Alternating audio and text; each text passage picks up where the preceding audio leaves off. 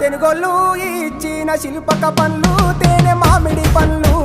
తీయంగా తిందామె తీరొక్క పండ్లు చిలక నేరేడు పండ్లు కాబోళ్ళు ఇచ్చిన మక్క కంకులు అవి పాల కంకులు కాల్చుకొని తిందాము కందికాయలు పచ్చి పల్లికాయలు గుజారి గుజారి మామిళ్ళ కిందో నల్ల మామిళ్ళ కింద కుసుమరోళ్ళేసిన కుందన బొమ్మ అది కుందన బొమ్మ